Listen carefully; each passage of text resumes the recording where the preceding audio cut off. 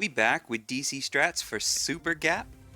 This season mechs are upped, which is ironic, and minus 60% movement speed to all ground units.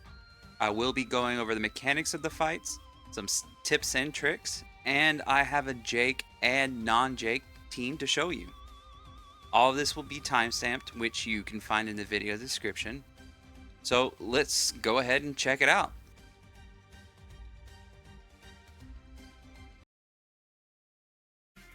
This boss is a supporter type mech that starts off with a 40 stack buff. For each stack, it gains 1% damage res and 1% status res, meaning debuffs won't last as long. Every 25 seconds, the boss is bombarded that will stun him. Every time the boss is stunned, it removes 1 stack of his buff. Only stuns that affect mechs work on this. Boss will periodically swing its arms at you for its basic attack.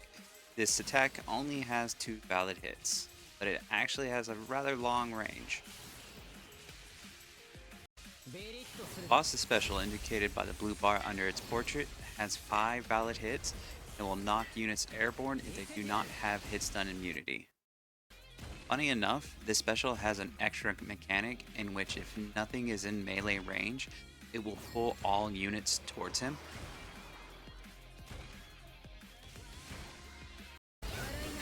Boss's ult, indicated by the purple bar under its portrait, while you shouldn't really ever see it, it happens around 30 seconds left on the clock.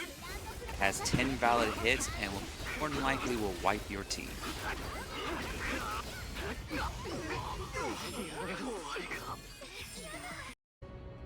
If you take the boss requirement enhanced mod, if you deploy a mech on the field, the boss will gain 100% attack, 100% defense, and 500% skill haste until there's not a mech on the field anymore.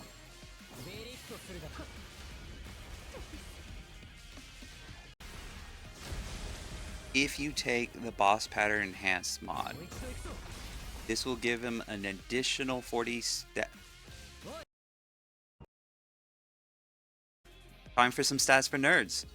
This boss has 2.1 million HP, it has 4k defense, and has 3.6k hit. Now, oddly enough, it actually has 0 evasion.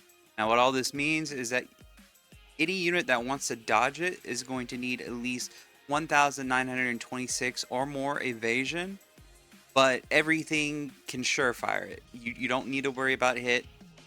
Everything gets a surefire.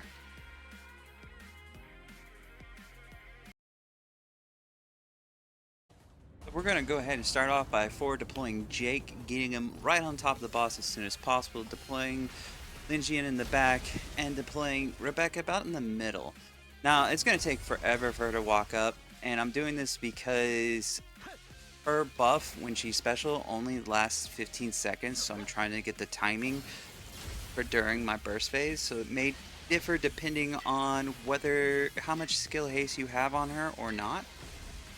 Now, and then also depending on TU, so you may have to find that timing just for yourself, just a little bit. May work out the same, but anyways, so we deploy Sinjia. And now I use auto ultis here because as long as Lin is not being attacked, she'll use her ulti uninterrupted. So you can sit there and deploy, spam deploy Jacko and get her out as soon as possible. I kind of try to time Jake's ultimate just to try and get a little damage while the shield is down, but it's not that important. Now we get Seal out, and she's not going to be able to get all of her stacks on her death break with this deployment, but it does work out for the Vivian proc. But it's okay because she does 100% or 80% death break, so we don't have to worry too much on that. Now, I wait to do Curry and ulti until I do a Gia buff so that hopefully we can get the special damage inside of our burst phase. We pop all of our ultimates as soon as that shield is down, and then we just absolutely explode the boss as quickly as we can.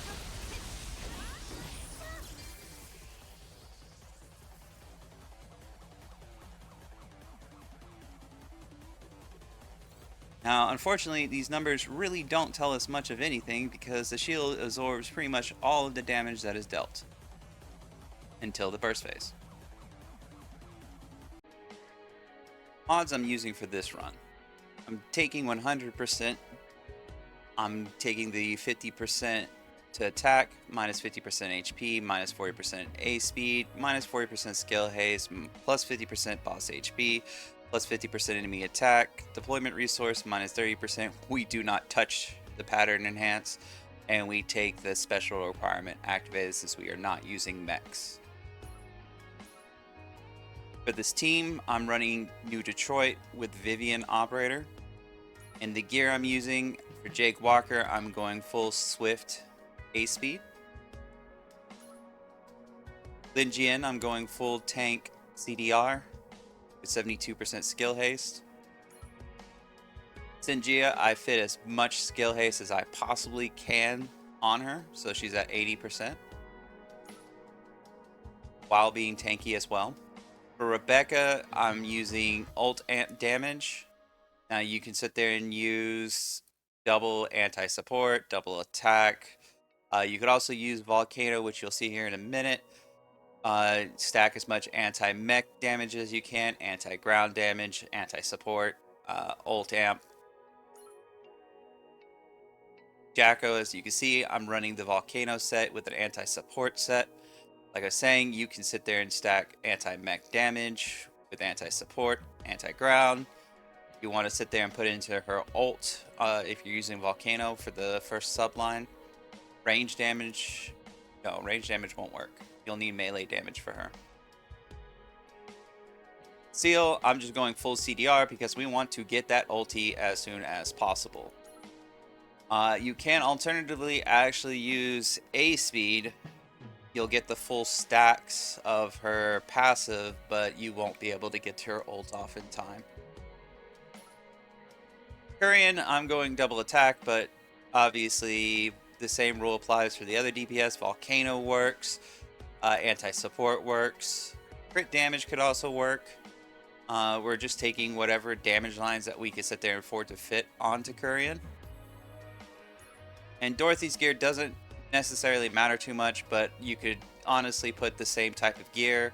I don't have, as your other DPS, I don't have that, so I'm just going with A speed Swift, since she's only out for a few seconds and only gets maybe 1 or 2 attacks in. For those that are unfortunate enough not to have a Jake, you can use a Glacia. Now, this means that the debuff that's on the boss isn't going to be as low as with a Jake run, but we try to make up for that with Glacia's special that applies a debuff that enhances the damage your units do. But this also means that your burst window is shorter because the debuffs won't last as long since he'll have more stacks. But it basically plays out the same way, except you see that ultimate right there? That ultimate on Ecclesia is a bait. Do not push it. Don't push it until we get to the burst phase, because it'll put her closer to the boss outside of Aegea's shield, and she kind of has a harder time living. But yeah, so everything is going to be exactly the same. We're going to sit here and spam our seal to try and get her out as soon as possible. We want to be able to utilize her 80% death break on our ultimate. And then we just kind of sit here and wait. You need Lin Jian to sit there and survive. She does a pretty decent job, especially with back deploying. We go ahead and use her ultimate. Wait a moment here for Aegea to get her ulti out. And then we sit here and deploy the Korean. We pop, theoretically, Ecclesia ulti a little earlier. We wait just till the last moment. Use our Dorothy to proc our Vivian. Wait for the shield to go down. And then open fire.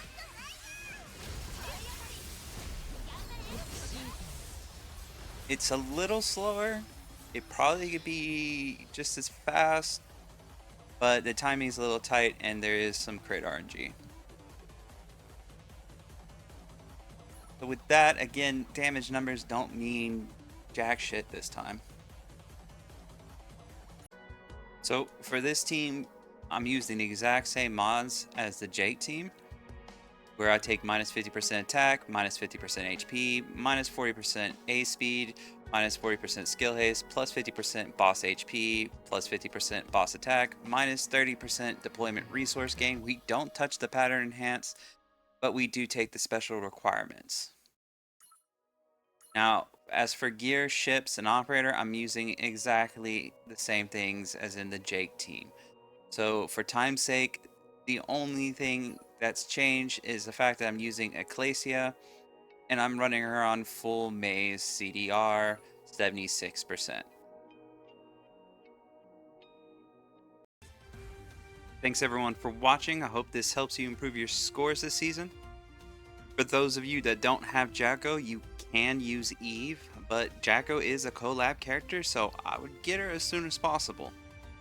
Remember to like, comment, and subscribe. If you're feeling extra special, you can join the Mage Institute by clicking the join button. You can catch me on Discord, link in the description. And if you want to help support this channel, there's a link in the description for that too. As always, I will see you all next time.